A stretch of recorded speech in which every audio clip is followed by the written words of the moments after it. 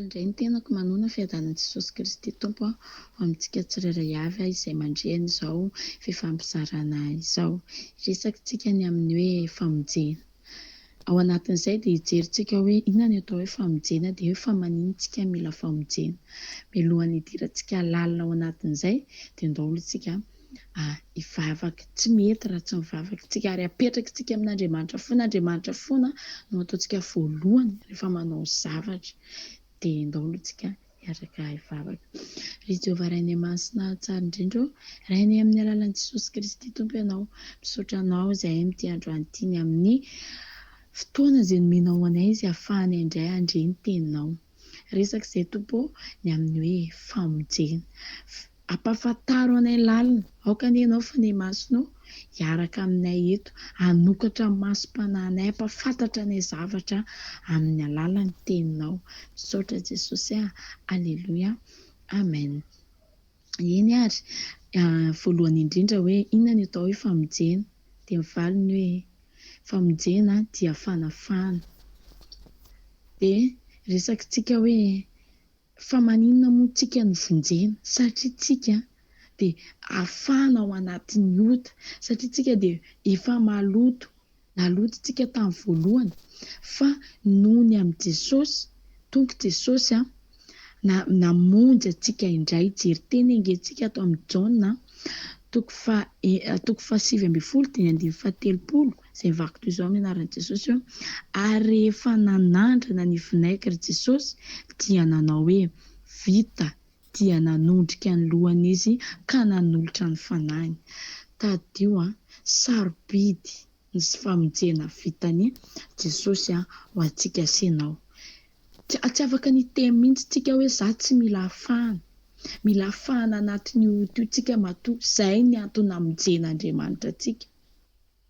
Ny aina ny tena hoe tsy mora zany mamonjy olona zany. Nanao sakrifisy mihitsy Jesosy. Satsika hoe nanandrana ny vinaigra hozy izy Jesosy dia nanao hoe vita, satria efa tanatin'ny mangiry-firy izy nangataka rano, vinaigra nomeny olona azy, ary le ratraratra teny amin'ny tarehiny mbola nosoran'ireo namono azy ireo vinaigra ihany koa. Tena hoe tanatin'ny fangiry-firy izany, efa noentin'i Jesosy izany. Nafahan'i Jesosy tsika sy ianao satria maninona tiantsika sy ianao. Tena hoe narary anazy izany, dia fantany hoe hatreto ny angiry-firiny izany, dia niteny izy hoe vita, dia nanondrika ny lohany izy, dia nanolotra ny fanahiny. Tadidio efa vita ny famonjen'Andriamanitra tsika sy ianao. Fa vita. Dia faharoa manarakaraka an'izay hoe fa maninontsika no mila vonjena izany hoe famonjena izany, dia mivaliny hoe mila famonjena sao sy ianao satria tafalatsaka tao anatin'ny fahotana. Tafalatsaka tao anaty fahotana tsika dia mila n'izany hoe famonjena izany. Jery teny ihany tsika ato amin'ny Jaona toko 7:20 izay teny izay efa diso fantatsika hoe amin'ny anaran'i Jesosy, fa toy izao ny tiavan'Andriamanitra n'izao tontolo izao, nomeny ny zanalay tokana mba tsy ho very izay rehetra mino azy fa hanana ny fiainana mandrakizay. Resakantsika tamin'ny voaloha hoe fa nanintsika inona ny atao hoe famonjena. Ny atao hoe famonjena dia fanafahana amin'ny ota.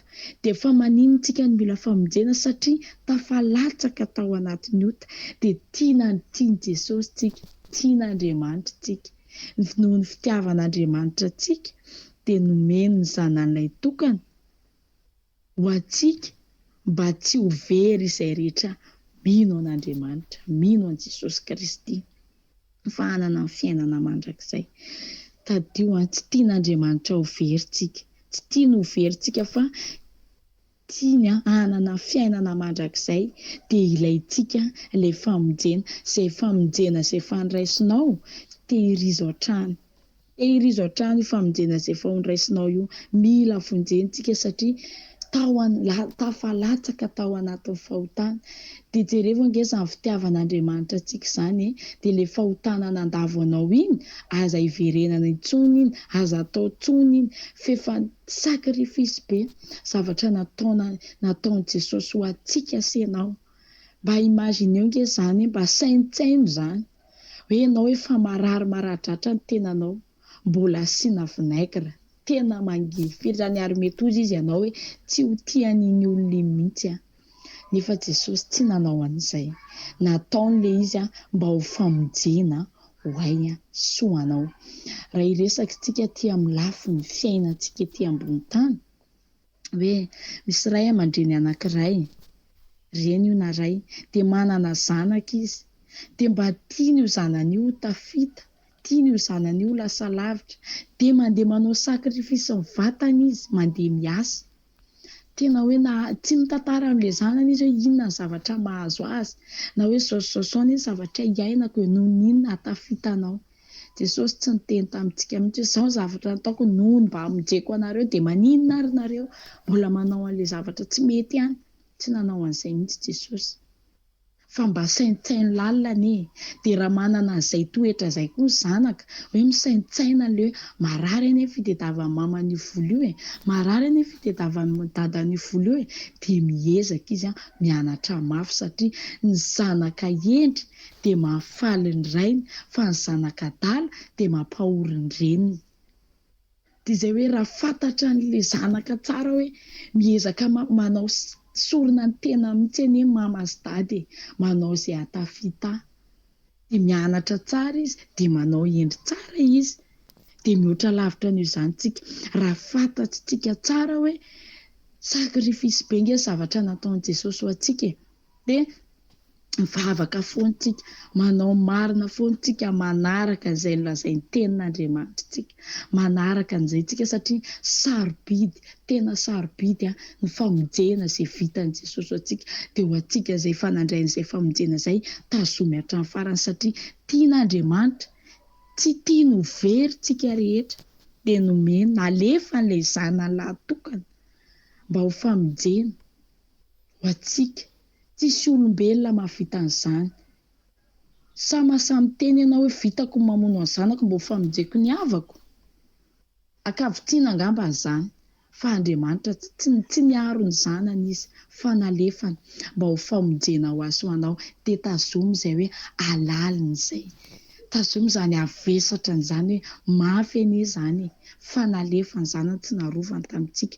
Jery-tenitsika aty amin'ny Romanina 9:7 dia 17 izay fakto izao minaran'i Jesosy hatrany hoe fa fahafatesana ny tambiny ota ary fiainana mandrakizay no fanomezam-pahasoavana avy amin'Andriamanitra ao amin'ny Kristy Jesosy tompontsika. Hitantsika izay, fahafatesana ny tambiny ota, tsy nanota Jesosy ka hoe maty izy, fa mba ho famonjena ho antsika satria tamin'ny fotoana manao tsy mety foana ny zanak'olombelona, dia mamono zanak'ondry Andriamanitra satria taloha manko rehefa manota dia rehefa manao fifonana dia misy hoe fanatitra ho an'ny ota, fanatitra ho an'ny be dia be ilay fanatitra atao, dia mamea an'iny an'Andriamanitra. Dia nanao zavatra be dia be Andriamanitra mba hanafahana ny fahotan'ny olombelona satria Andriamanitra rehefa tezitra dia tonga dia mandringana, rehefa tsy mety ny ataon'ny zanak'olombelona tonga dia haringana. Dia hitany hoe tsy mety izay hoe isaky ny hanao tsy mety very dia potehako foana nefa zavatra namboarin'ny tanako reto. Dia zavatra nataon'Andriamanitra hoe misy latabatra anankiray maloto, dia ny rakofana lamba latabatra izay foana aloha izany nataony ohatra izay raisiko izay nasiana lamba latabatra dia rehefa vao misy rano tonga eo dia leny io latabatra io dia hita ihany ilay fahalotoana, hita ihany ilay maloto ao ambany ao. Dia namono zanak'ondry dia tsy nahavoasarona ny fahotana olombelona mihitsy ny zavatra rehetra nataony. Dia nataony nalefa ny zanany tao aorian'izay Andriamanitra tsy nandringana intsony fa nalefa ny zanany isaky ny manototsika ka mifono eo anatrehan'Andriamanitra dia mijery an'ilay ran'ilay zanany izy izay niraradraraka teo ambony hazo fijaliana dia voavelontsika noho ny fitiavany an'ny zanany dia tiantsika tsy manavakavaka Andriamanitra hoe rehefa ianona fona dia tery voavela fa rehefa ianona fona dia tsy voavela fa voavela avokoa ary voavonjy avokoa izay olona manaiky an' Jesosy satria nalefa io zanany io. Resaka izany tao an-danitra tao hoe ahoana ny atao satria izy raha zanak'olombelona dia efa nandova fahotana, nandova ota fa dia nalefa ny zanany mba ho famonjena ho aisoanao. Dia ny teny ary tety ambany hoe fahafatesana no tambiny ota. Eny tokoa raha vao manota antsika ka tsy mibebaka, tsy miverina amin'ny intsony dia tsy voafonjy izany mihitsy. Fa raha hoe manota tsisy fibebahana, tsisy ninina dia fahafatesana ozy ny tambin'izay. Ary ny fiainana mandrakizay no fanomezam-pahasoavana dia jeverina ery ambany hoe satria ozy izy tsy tian'Andriamanitra ho very tsika rehetra dia mba hananantsika fiainana dia mivonjentsika. Dia izay ny fanomezam-pahasoavana tsara indrindra avy amin'Andriamanitra dia ny fiainana mandrakizay. Matoa izao sy ianao mbola tsy maty dia dinio kely anie hoe fa mety ve ny ataoko. Fa ny taloha nge tsisy an'izany bebaka izany olona tonga dia naringana tonga dia maty dia izay izany. Fa itsika amin'izao fotoana izao mibebaha raha mbola misy zavatra tsy mbola finanao teo anatrehan'Andriamanitra dia hifinao izany dia azo atao intsony. Eny mety ozy ianao hoe za efa nandray an'i Jesosy fa tsy atao intsony ilay zavatra tsy araka ny sitrapony rehetra satria sarobidy ny famonjen'i Jesosy ho anao sy ho ahy. Ka aoka tena hoe raha te hanana fiainana mandrakizay tsika dia tsy manota intsony. Izay ny tian'Andriamanitra amintsika. Dia ohatran'ny zanaka raha tiany reny ho tafita izy dia tsy manao bilibilà izany io zanany io, fa raha tsy izany dia tsy atao mamao mianatra intsony, atsahany mamao eo. Fa tiantsika ilay zanaka koa tiany izy mba ho tafita dia manao ny tsara foana izy eo anatrehan'ny ray aman-dreniny, manaraka izay tenenin'ny mamany sy dadany foana izy dia tanteraka amin'ilay fanirian'ny mamany hoe mba ho tafita ny zanany. Nisy ohabolana ny teneniko tery aloha tery ho antsika tanora izay mandrehana izao teny izao. Eny na dia efa lehibe ary ianao dia mety aminao ihany ity ohabolana ity hoe ny zanaka endry dia mahafaly ny dada fa ny zanaka adala dia mampahory ny reniny. Satria raha vao maditra ilay zanaka dia mikapoka dada dia malahelo ny fony mama satria vao io zanaka io nikitikitiany kapon'olona dia mamparary ny fony-dreniny teraka azy izany. Tena marary raha olon-kafarinina andarindariko zanaka ao maika amin'ny vadinao ory ny fony mama, tsy miteny mama fa ory ny fony edry ilay zanako satria narary an'ny reniny iny dia marary an'ny mama foana izy raha vao misy manao anazy, misy mikapoka azy. Fa rehefa vao endry dia faly dada dia ravoravo hoe mama faly. Izay zany raha te hanao izay hahafaly an'Andriamanitra ihany koa tsika mila endry, tsy manao fahotana, mandray an'ilay famonjena dia manana fiainana mandrakizay. Eny ary mino fa mbola hiditra lalina an'izay tsika amin'ny atao hoe famonjena, mbola manana ray volana be izao tsika fa mbola sationa fotsiny fa mbola handeha fotoana hiresaka tsika ny amin'ny hoe amin'ny fomba ahoana ny hitehirizana an'io famonjena io. Inona sy inona ny antoka hoe antoka anananao fa voavonjy marina ianao, mbola ho avy ny fotoana hiresahantsika an'izay fa tapitra hatreo aloha no ny androany dia ataontsika miaraka hivavaka. Ry Jesosy io misaotra anao izay ny amin'ity androany ity ny amin'ny teny izay voarainay. Misaotra fa ny Amansinao fa nanokatra ny sainy hatrany ianao. Misaotra ny amin'ny teny sy voaranety fa mino fa manomboka androany izay dia miaina an'izany teninao izany. Andrainy amin'izany teninao izany manomboka androany mino fa voavonjy tokoa izahay. Ampianaro anay foana, patsiaivo anay foana.